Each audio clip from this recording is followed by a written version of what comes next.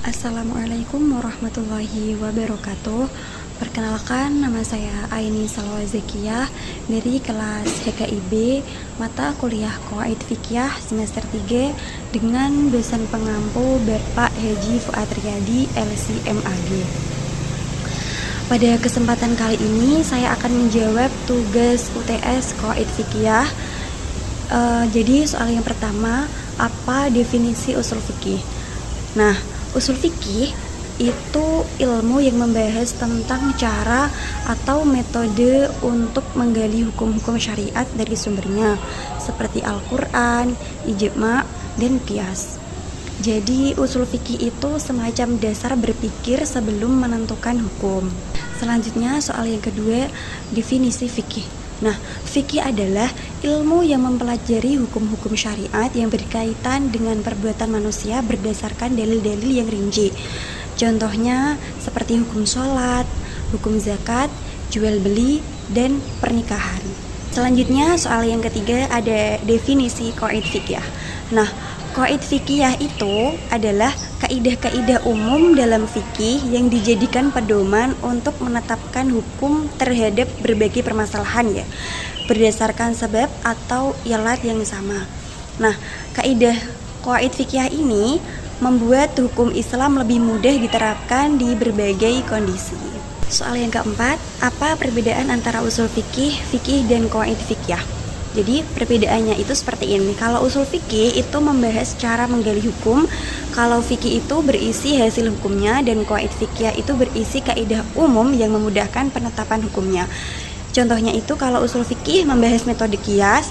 Nah, kalau yang fikihnya menetapkan hukum wudu, hukum sholat, terus hukum puasa, dan qawaid fiqhnya itu kayak contohnya kaidah yang al-masyaqqah tajlibut taysir, yang berarti kesulitan mendatangkan kemudahan. Soal yang terakhir yakni yang kelima, apa kaidah-kaidah qawaid fiqh? Yang pertama ada kaidah al-umuru bimaqasidiha. Nah, secara bahasa al-umuru itu artinya segala perkara dan maqasidiha artinya tujuan. Jadi bermakna setiap perkara itu tergantung pada niatnya. Namun secara istilah al-umuru bimaqasidiha itu setiap perbuatan manusia dinilai sah atau tidaknya tergantung pada niat yang melatarinya. Dasar hukum al-umuru bimaqasidiha itu terdapat di surat Al-Bayyinah ayat 5 yang berbunyi Bismillahirrahmanirrahim wa ma umiru illa liya'budullaha mukhlishina lahuddin hunafa'a wa yuqimus sholata wa yu'tuz zakata wa dzalika dinul qayyimah, yang artinya mereka tidak diperintah kecuali untuk menyembah Allah dengan mengikhlaskan ketaatan kepadanya lagi hanif atau istiqomah, melaksanakan sholat, menunaikan zakat. Nah, itulah agama yang lurus dan benar. Lalu ada hadis Rasulullah yang berbunyi, sesungguhnya amal perbuatan itu tergantung pada niat. Hadis riwayat Bukhari dan Muslim. Nah, keterkaitan ayat dan hadis ini terhadap kaidah al-umuru bimaqasidiha itu menegaskan bahwa niat itu menjadi dasar penilaian amal dalam ibadah dan muamalah. Nah, contohnya dalam hukum keluarga Islam itu niat dalam akad nikah itu harus untuk membangun rumah tangga yang sah bukan untuk main-main atau menipu wali. Kaidah yang kedua, al-yaqinu la yuzalu bisyak. Secara bahasa, al-yaqinu artinya keyakinan, la yuzalu artinya tidak hilang, bisyak itu artinya karena keraguan. Nah, secara istilah, al-yaqinu la yuzalu bisyak itu suatu hal yang sudah diyakini kebenarannya tidak bisa batal hanya karena timbul keraguan. Dasar hukumnya Bismillahirrahmanirrahim, wala taqfu ma laisa laka bihi ilm, innas sam'a wal basara wal fuada kullu ulaika kana anhu mas'ula, yang artinya janganlah engkau mengikuti sesuatu yang tidak kau ketahui, sesungguhnya pendengaran, penglihatan, dan hati nurani semua itu akan diminta pertanggungjawabannya. Lalu ada dasar hukum dari hadis Rasulullah SAW Jika salah seorang dari kalian itu ragu dalam sholatnya, maka janganlah ia keluar sampai ia mendengar suara atau mencium bau yang membatalkan. Hadis riwayat Muslim. Nah, keterkaitan ayat dan hadis dalam kaidah ini itu Islam mengajarkan agar tidak mudah mengubah hukum berdasarkan keraguan tanpa bukti yang jelas.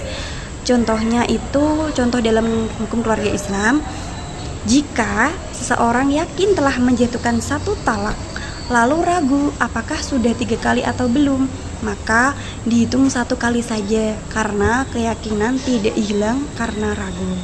Kaidah yang ketiga, yakni al-masyaqqah tajlibut taisir.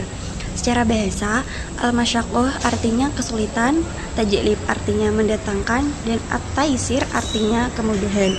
Nah, secara istilah, al-masyaqqah tajlibut taisir itu bila mana seseorang mengalami kesulitan dalam menjalankan syariat, maka Islam memberikan keringanan sesuai kadar kesulitan. Dasar hukumnya dalam Quran surah Al-Baqarah ayat 158, Bismillahirrahmanirrahim. Syahrul Ramadan alladzi unzila fihi al-Qur'an hudan lin-nasi wa bayyinatin minal huda wal furqan. Faman syahida minkum asy-syahra falyasum wa man kana maridan aw ala safarin fa'iddatun min ayyamin ukhra yuridullahu bikumul yusra wa la yuridu bikumul usra wa litukmilul iddata wa litukabbirullaha ala ma hadakum wa la'allakum tashkurun. Yang artinya beberapa hari itu yang ditentukan itu ialah bulan Ramadan, bulan yang di dalamnya diturunkan permulaan Al-Quran sebagai petunjuk bagi manusia dan penjelasan mengenai petunjuk itu dan pembeda antara yang hak dan yang batil. Karena itu barang siapa di antara kamu hadir di negeri tempat tinggalnya di bulan itu, maka hendaklah ia berpuasa pada bulan itu. Dan barang siapa sakit atau dalam perjalanan lalu ia berbuka, maka wajiblah baginya berpuasa sebanyak hari yang ditinggalnya itu pada hari-hari yang lain. Allah menghendaki kemudahan bagimu dan tidak menghendaki kesukaran bagimu, dan hendaklah kamu mencukupkan bilangannya, dan hendaklah kamu mengagungkan Allah atas petunjuknya yang diberikan kepadamu supaya kamu bersyukur. Nah, keterkaitan ayat dan hadis ini itu prinsip syariat Islam adalah membawa kemudahan bukan kesulitan. Contoh dalam hukum keluarga Islam itu, jika ada seorang istri yang tidak mampu lagi hidup aman bersama suami karena kekerasan, dapat meminta khulu sebagai bentuk keringanan dari kesulitan. Kaidah yang keempat, ad-dararu yuzalu. Secara bahasa, ad-dararu itu berarti bahaya dan yuzal berarti dihilangkan. Secara istilah, ad-dararu yuzalu itu segala bentuk bahaya atau kemudaratan wajib dihilangkan atau dicegah dalam hukum Islam. Dasar hukumnya itu Al-Baqarah ayat 195 yang berbunyi, Bismillahirrahmanirrahim, wa anfiqu fi sabilillahi wa la tulqu bi aydikum ila tahlukah wa ahsinu innallaha yuhibbul muhsinin. Yang artinya, berinfaklah di jalan Allah, janganlah jerumuskan dirimu ke dalam kebinasaan, dan berbuat baiklah. Sesungguhnya Allah menyukai orang-orang yang berbuat baik.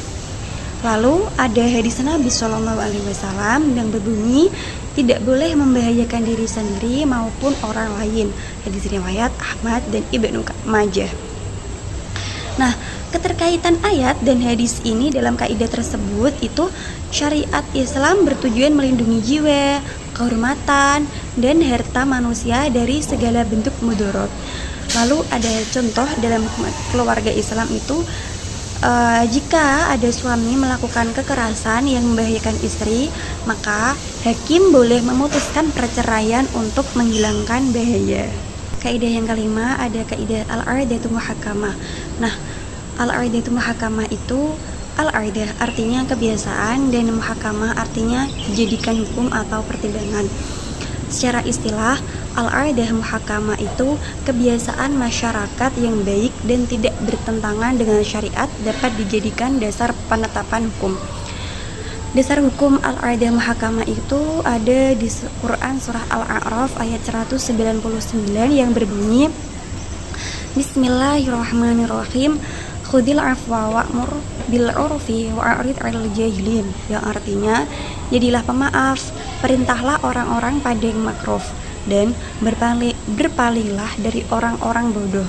Ambillah yang ma'ruf atau kebiasaan yang baik. Ada juga hadis Rasulullah SAW yang berbunyi, apa yang dipandang baik oleh kaum muslimin itu maka baik pula di sisi Allah. Nah, keterkaitan ayat dan hadis ini itu Islam menghargai adat setempat selama tidak bertentangan dengan prinsip syariat. Lalu ada contohnya dalam hukum keluarga Islam itu bentuk dan nilai mahar mengikuti kebiasaan daerah selama tidak menyalahi syariat. Nah, jadi dari kelima kaidah ini bisa kita simpulkan bahwa hukum Islam itu fleksibel ya. Fleksibel memperhatikan niat, keyakinan, kesulitan, bahaya, dan kebiasaan masyarakat selama tetap sesuai dengan Al-Quran dan As-Sunnah. Jadi sekian atas jawaban-jawaban saya. Wassalamualaikum warahmatullahi wabarakatuh.